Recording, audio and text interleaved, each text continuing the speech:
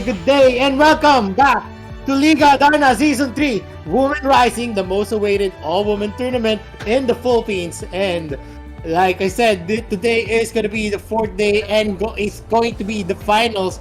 But the match that we'll be casting is going to be the battle for thirds. And once again, my name is Vittorio, and with me is Julia Napz. Yes, guys. Ayun na nga. We're going in for the third place. Or sino kaya mananalo? Is it the Empress Phoenix? Hindi. Tama. Empress Phoenix or DR Hellcats. Okay. Sila yung maglalaban for the battle of thirds. Interesting because we all know that magaling din ang Empress Phoenix. And yes, DR Hellcats, wala naman talagang mataas ang expectation talaga ng mga tao din sa kanila. So, let's see kung sino ba mananalo dito. Is it the Empress Phoenix or the DR Hellcats? Ikaw ba? Kasi napagod ka doon sa unang game talaga ng today's tournament natin. Definitely, pares naman silang top tier teams. But at the same time, kasi iba kasi yung experience ng DR Esports. They've been here longer in the female esports scene. So, it's gonna be a sight to behold kung ano mapakita ng Empire Phoenix, kung kaya nilang sabayan ngayon ang DR Hellcats. Yep, I'm looking forward for Empress Phoenix. Nakita naman natin yung mga sinasabi ni Kuya Shimbe. Especially yesterday, nakita ko din kung paano sila nagpinising doon. Ay, Yes. on a mid laner. Kasi yan sa mga magaling mag-therapy. Pero ngayon, lumalawak na din yung hero champions niya, which is using kanina is the Akali. But on the other side, ito naman yung girl Hellcats that they don't use ABC. Which is yung sinabi ni Y2K na Juggernaut strat. Diba? Ngayon ko lang naalala yun kasi kaya kanina nakikinig ako kay Y2K. 2017 pa pala na strategy yun. Tapos they're trying to do it here on Wild Rift. Yeah, alam mo kasi the meta doesn't really correlate. Hindi ibig sabihin na puro marksman nakikita mo sa mga pro scene teams. Even in the international tournaments here in Wild Rift, hindi ibig sabihin na hindi applicable yung mga nakikita ating strat going in from the League of Legends PC. Maraming strat na nag-originate sa League of Legends PC, which is katulad ng actually yung funneling na ginagamit sa Mobile Legends. Talagang nag-originate siya sa League of Legends PC. Marami pang pwede natin makita dyan, like the mage fighters. Funnel din ba talaga ang tawag sa... League of Legends PC originating from a Korean strategy yung funneling, kung saan yung binibigyan nila lahat ng resources sa marksman. So, translate lang din yun sa Mobile Legends. Kasi yung gumawa rin nun, kapag kakaalam ko isang coach na coming in from League of Legends PC. So, alam mo, maraming place hindi mo na applicable sa lahat ng klase ng mga 5v5s. Yun yung i-apply, whether hit or miss yun, kung successful ba yun. Sometimes it's really successful. Maybe differently pag iba yung line out sa mga follow. Diba? Usually, naging successful lang yun kung maganda yung line up nila. What are the good things about following method? Ano ba yung mga dapat kung no ADC talaga? Kailangan ba tankiness? Para sa mga nanonood na hindi knowledge sa doesn't really matter kung yung ano yung became resource. Kasi may darating kasing isang breaking point na mauunahan ng pina-funnel ninyo lahat ng gold coming in from the opposing team. Kung saan siya bubuhatin niya doon. And also, the usual sa funnel kasi strategy here in League of Legends PC is, kunwari may mga Lulu, yung mga heroes na nagpapabigay ng survivability doon sa pina-funnel nila. So, it doesn't really matter if you're a marksman. Basta, meron ka kasing point dito na maabot mo yung sobrang high level. It can be used on an assassin. Mage is out of the question kasi alam naman natin yung reliant skill. Pero yung mga katulad ng marksman, assassins na yung mga basic attacks. Basically, yun yung mga fina-funnel usually. may technical na champion. Kaya mag-burst down or kaya mag-sustainable peel. Katulad, sustainable peel on the marksman and then for yung kayang bumura ng champion in a matter of seconds, assassin. Yeah, plus, hindi, maybe pa, for me, pang late game siya, pero if you're not gonna be so aggressive or mabilis yung strategy nyo how to rotate on the map, Victor and Wilder, may hirapan kayo with the Fano na sinasabi ni Vittorio. Yes. More like it's good for a standard rotation talaga. Especially kung hindi mo pa napapractice talaga yung mabilisang rotation. Like, you're just so aggressive about it. Kaya yung NXT that time na napansin ko na they're aiming for the ABC kasi din sila eh.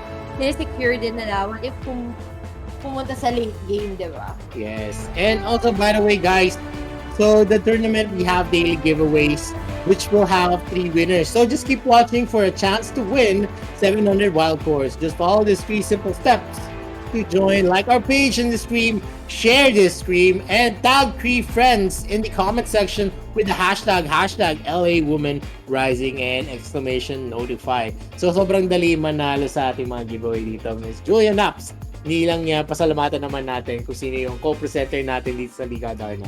Which is smart. Communication Incorporated. Thank you po sa pag-sponsor ng aming tournament. Yes, and also thank you for Implement Entertainment for powering that tournament, and to our major sponsors, which is Implement Corporation and Esports Use PH, and our charity partner, Worldwide Fund for Nature. All the stars that you donate in the stream is gonna go for an environmental projects spearheaded by Worldwide Fund for Nature. So any stars is greatly appreciated, guys. At ito po yung hats sa WWF. Lahat na ma-earn naming star.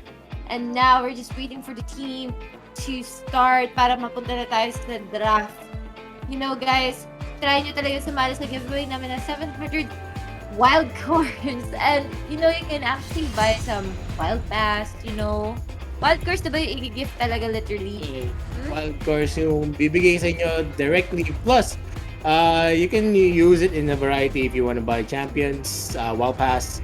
And moving on, we're now gonna be passing it on to our analyst and drafter, Y2K, for the match of DR Esports versus Empire Phoenix. Y2K, take it away. Wari! Yun ang we are now having the battle of third place. They are Hellcats versus Empress Phoenix. You see, very dominant both of the teams, pero yun nga lang, the better team wins. At sila yung maglalaban yan sa ating battle for third. As usual, Janna would be picked by DL Hellcats, which is super reasonable. You have the Gale, of course. You have the Monsoon na sobrang effective pa rin sa team fights for proper positioning and whatnot. Of course, with the Camille and Galio, self-explanatory. Ayaw mo talagang ma-lock into the hero's entrance together with the Hextech Ultimatum. Pero itong Empress Phoenix, giving the Kaisa to Pawi and of course Akane, Ziggs. Syempre, hindi ko alam kung ito na talaga yung final na. Pero Xin Xiao out of nowhere. Pero syempre with the support of the Brom. Yung nga pala sa mga nagtatanong, the bans is Diana, Akane, Wukong, and Jarvan. Yung 4 na yon. Pero of course, nakita natin Twisted Fate out of nowhere. Again, matutuwa dito si Naisu if Naisu is watching or hearing this one. Pero that's a Twisted Fate over there. Pero syempre, Lee Sin? Jones with the Lee Sin. So, not a Garen, but a Lee Sin. This is really interesting when it comes to the positioning of the kick of Lee Sin together with the Twisted Fate gold card. At alam natin, yung red card is nicely buffed. Kaya a touch of it can really do the job. But the last pick would be the Darius. Again, Juggernaut is literally Juggernaut. We have the Darius, of course, that may lead for the hemorrhage stacks inside the team fight. Kasama mo yan yung Brom, of course, na makakapag-protect talaga for the Kaisa. Pero let's see on what they can offer. Team fight-wise, I would go for... composition-wise, I would go for Empress Phoenix because they have like the insurance plan courtesy of the Darius. Pero of course, ayaw mo talagang madi-disengage courtesy of the Lee Sin and together with Camille. And of course, a possible disengage within by Galio, by the Taunt. And all of that stuff can be really good when it comes to the team fight. Again, Janna with the disengage Monsoon or proper positioning. But of course, don't count the Xin Xiao out. Again, that's an anti-range, kumbaga. Alam niyo na yan, it's self-explanatory. But let's see. We are now going into the first game of our best of 3 series for the Battle for Third. Ipapasok ko na to sa ating mga caster. Siyempre, Vit and Julian Napz. Abang-abang na muna tayo, papasok tayo sa Wild Rift.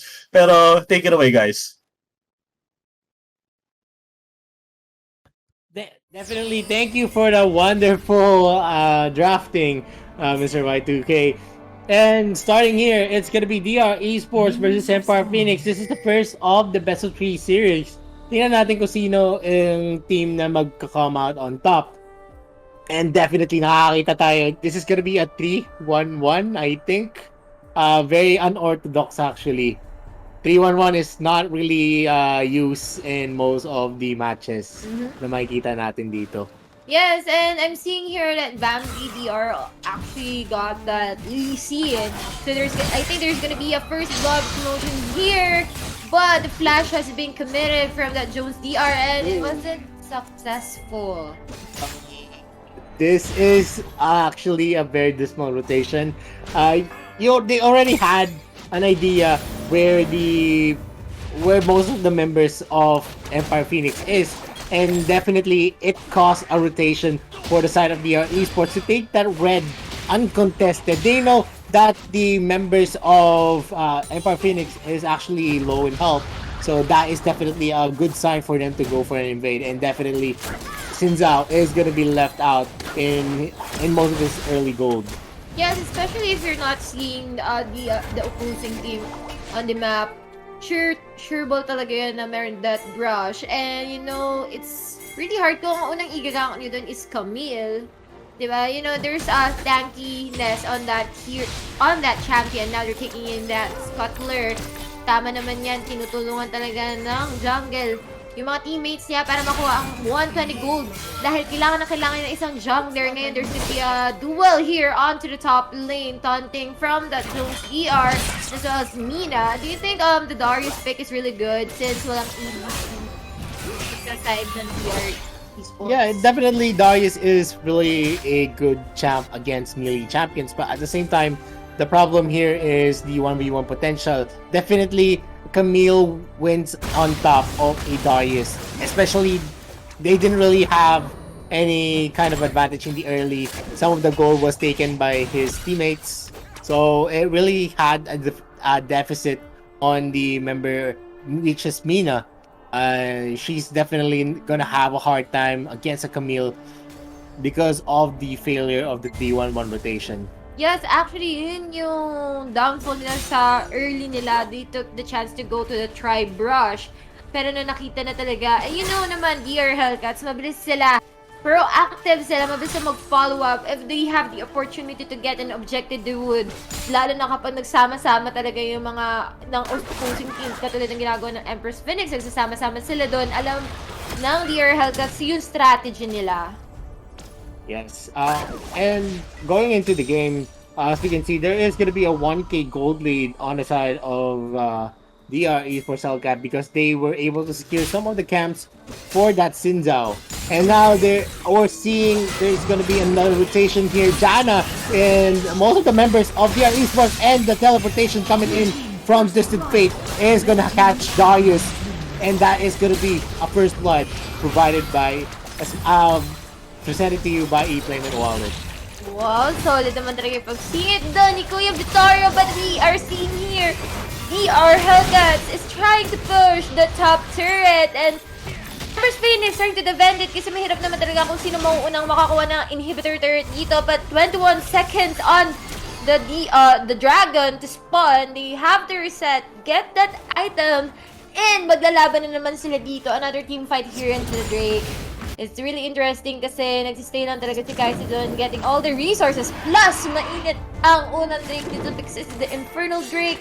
One of the favorite Drakes ng mga players natin kasi ang ganda ng binibigay na damage na yan. Especially if that is gonna be added to your damage dealt. Yes, definitely the passive damage taken in from the Infernal Drake is gonna be substantial, especially going into the late game. But for now, we saw a lot of people relocate, get back to the base, buying their items for the first Dragon Clash. They're setting it up, and they're already putting up wards in the positions where they think that there is going to be an enemy waiting for. But look at the Lee Sin using the Resonance Strike, but the Flash is going to be taken out for the Darius, which is Mina. So this is definitely going to be harder for them going for the clash to get for a favorable position. And as you can see here, Hextech Ultimatum is going to get a hit, and the Glacial Fissure is going to be used to get and buy them some time. But look at the damage coming in from the side of DR Hellcats. The damage almost bursting down that Brom, but Darius unfortunately doesn't have that flash to burn, and that is going to be a win for DR Hellcats. Yes, the thing about that team fight talaga napakaganda. Nung ultimate doon ng Janna, walang bawas dito sa side of your Hellcats, and they've reset. They wanted to trade the top third onto the BR, to the wild Rift Herald. Pumupunta na, buong ko pa na ng Empress Phoenix kasi alam nila, hindi na nila abutan pa yung Infernal Drake doon. As you can see, the switch of the lanes, nandito na si Camille sa may bottom lane para lang makapag-push din. And also, Lee Sin scouting some resources under their jungle trip. Yes, definitely there. That is definitely gonna be a sad opening for the side of Empire Phoenix, just because we saw a lot of substantial lead, and there's gonna be a clash on the top lane. And look at the positioning. The Dragon Rage by Lee Sin is gonna catch that Brom, and they're now going to be able to secure another kill onto their side, and also possibly an objective, which is the Rift Herald. The thing about it, they really wanted to do a team fighting. Tri-brush, kung saan talaga yung masikip and it's gonna be paid off by the DR Hellcats. Especially, meron silang healing galing dito, which is the Janna, and plus, mas madali talaga magkaroon ng damage output ang DR Hellcats because burst talaga yung mga champions nila, and now they're taking another objective. Infernal and Rift Herald, makakabilis na makapag-push yan. Plus, sila yung unang nakapag-push din ng turrets onto the bottom lane. Titignan natin, nag-switch na dito si Camille onto the top lane. Pero ang buong team ng Empress Phoenix ay nandun sa may middle.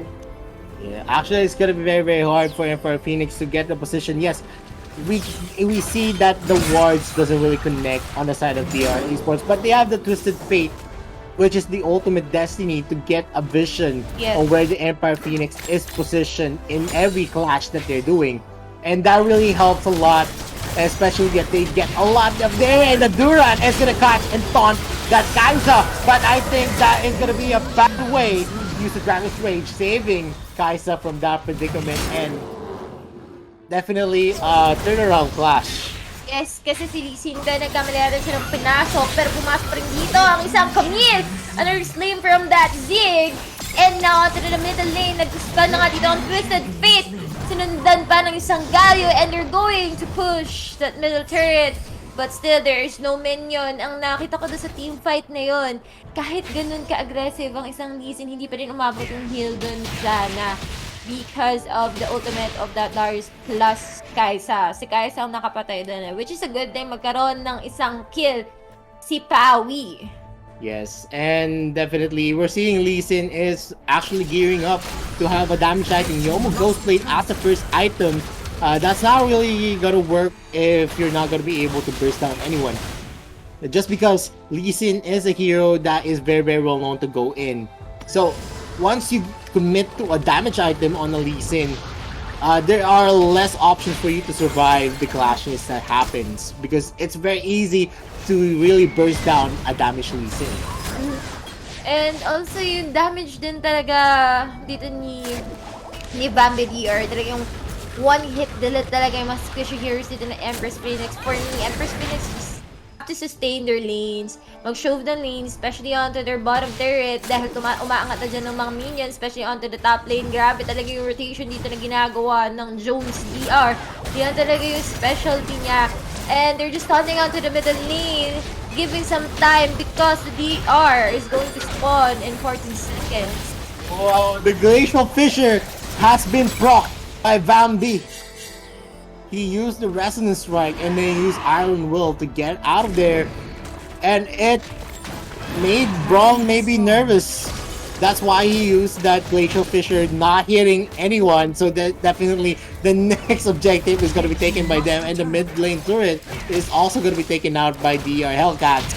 That is going to be an easy objective on their side. 2 objectives traded. And possibly there is going to be a clash here. Galio goes in with the turret and the Hextech ultimatum connects on that Brom.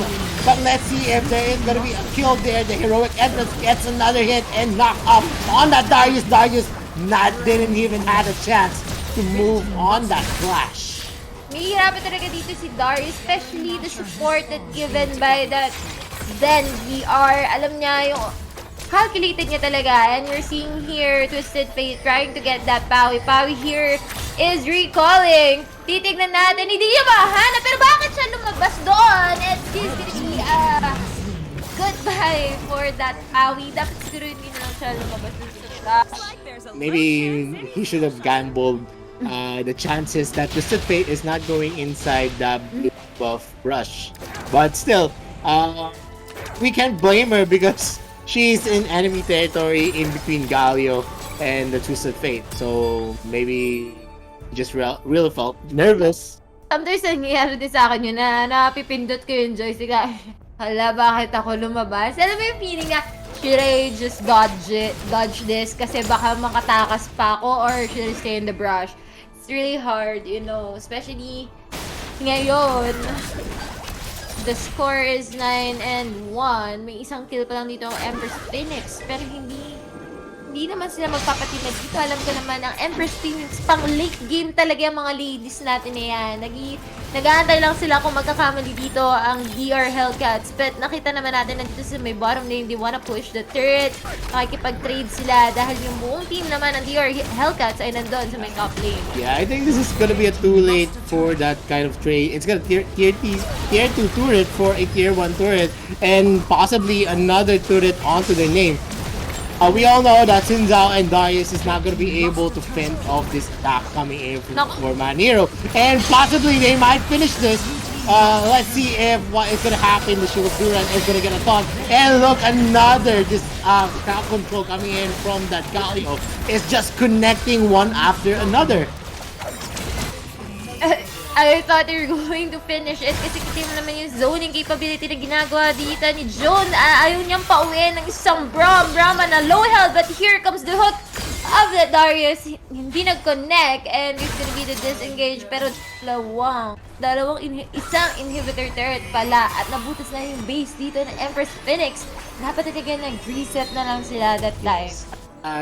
I mean, if you're gonna trade turrets, it's not really advisable if you're just gonna give out your tier 2 turrets for a tier 1 turret, and possibly the inhibitor turret was also taken by the DR Hellcats. That's a very, very bad trade. If you wanna trade, at least you need to think what is gonna be the most advantageous for your team. Middle turret siguro dapat ang tinrade nila dito because yun yung nabawasan na nila eh. And it's more easier to follow up onto the top lane, but look at that ultimate. Sobrang smooth ang ginawa dito ng isang Camille with sinundan pa nga ng isang Roach DR. Isa-isa na silang pumapasok doon sa may Nexus. Walang pake ang DR Hellcats. They just wanna get and take a pick off onto the Empress Phoenix, and they're going to rotate onto the middle lane. Pero tignan nyo naman ginagawa doon ng Lee Sin with a GA, very aggressive. With Zonia's pa na ginamit niya, buhay na buhay pa rin siya. At hindi siya napatay dito ng isang Kaisa. Magiging sacrifice na ang inhibitor turret dyan sa may middle. And sunod-sunod na ang objective dito ng DR Hellcats. Yes, look at the tactical sweep almost finishing off Pawi. Look at the damage coming in from their team. And the stuns coming in from Galio is not gonna get a hit. Lee Sin falling dangerously low, but still was able to get out of the tenacious charge from that Xin Zhao, and that is gonna be a safe disengage for their team. Yeah, actually, for me, Xin Zhao, yung pick na Xin Zhao talaga medyo mahirap dito sa lineup ng DR Hellcats. It's really hard na mag-push through. You know, kailangan talaga nila dito mag-group sila kung ano ba yung weakness dito ng DR Hellcats. Kasi alam ko, kapag nakuha talaga ng DR Hellcats yung opportunity nila, tinutuloy-tuloy na talaga nila pagiging aggressive nila. Hindi na sila nagsisecure, basta pick off lang sila ng pick off. Yes, actually, if they are really researching on how DR esports work, every objective, it is always them setting up the objective. They're the first team to go for those turns, and that is therein lies the weakness of the esports. But at the same time, it's really hard because we all know DR Esports is really good at going for those counter engages. Yes, you might get ahead of them, but it doesn't mean that you're going to be able to secure most of them. And the technical sweep of the hook shot is going to get a hit. And the ultimate Hextech Ultimatum is going to catch that Kaisa. Heroic Entrance not going to hit all of Mazonia. But look at the damage coming in from Joe DR, finishing off and proccing that GA, finishing off that Kaisa, and possibly also that Sinzao is going to be in the cusp of the members of the Hellcats. It's going to be a 2 versus 5 defense. And I think it's safe to say, a GG well played for DR Esports, DR Hellcats, for taking the round 1 of this best of 3 series. Ay, but ano bang masasabi dito ng analysis natin na hot and sexy? Y2K, take it away.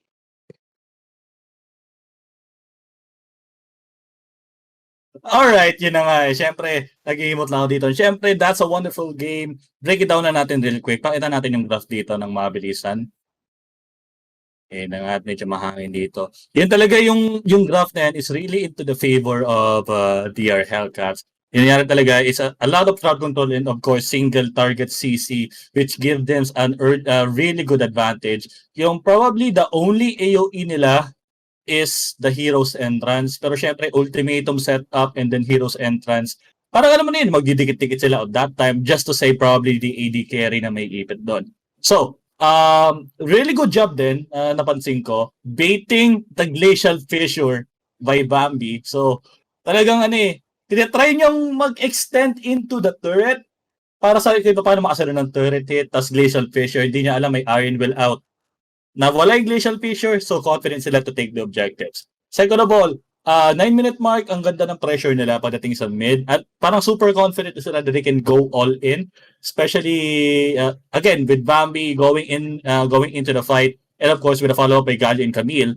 And that Lee Sin is pretty effective when it comes to possible disengagements or yung damage. Masasabi ko lang for the side of Empress Phoenix, Xin Xiao is kind of bad pick, to be honest. Di ko lang ito nasabi. It's kind of bad pick. Especially if you're against 4 melee champions. Like, more effective kasi dito sa Xin Xiao if you have a lot of probably, sinabi ko kanina, projectile na pwede niyang i-deflect. Pero at the same time, pag nag-crescent sweep kasi siya, anong bubungad sa kanya? Which is yung uppercut na may waga dito ni Galio. And of course, lahat ng objectives nakuha ng DR Hellcats ng mabilisan. We have 1, 2, 3 na Dragon. Of course, Rift Herald and to close it up, the Baron Nashor. Siguro if they would pick a better champion, pabalik tayo sa mga natin sa champions graph natin na mabilisan. There you go. With that damage alone, di ko ini-expect na si Jones talaga yung mag-dish a lot of damage dun eh. Pero self-explanatory kasi, as early as a Triforce has been built, alam mo na yun eh.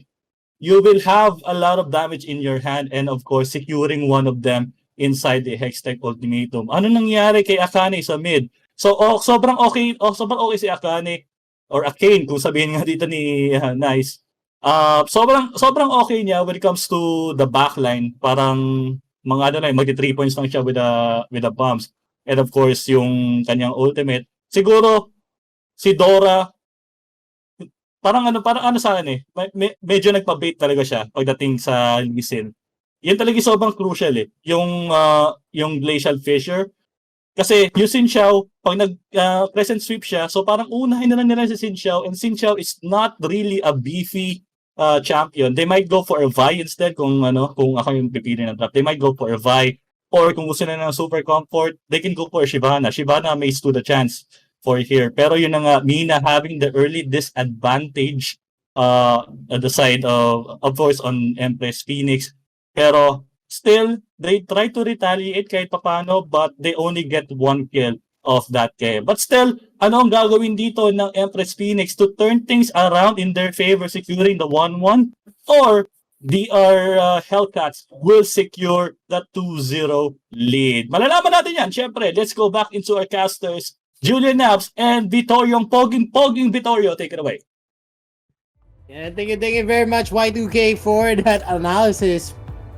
And definitely, this is going to be a very hot game. There's still definitely a chance as long as there is going to be a match. And to add to some of the points, uh, definitely, I felt like Empire Phoenix really lacked some of the punches going in there. The reason why the Camille was actually the leading for the DR Hellcats is because the lack of the clashes. So most of the clashes was going to be a 4v5 for the DR Hellcats, but it didn't really happen, or it didn't really connect, because most of the time they're not really that organized going for those clashes, and it boils down onto those 1v2, 2v1, 3v1, which they lose also against the Camille, which is Jones DR. Yes, thank you for that. Don't English me. I panic ka ha. Char lang. Sobrang seryoso dito ni Kuya Vittorio. But I definitely agree na yung mga sinabi mo doon. Especially yung invade talaga nila sa Tri-Brush. Doon na nagpagulo talaga yung rotation eh. I mean, there's a lot of errors here from the Empress picks. Maybe they're practicing some strategy, diba? Sometimes kasi you practice yung strategy on the tournament talaga para makita mo kung maging successful. So let's see here on their game number 2 if they're still going to do the invade. Because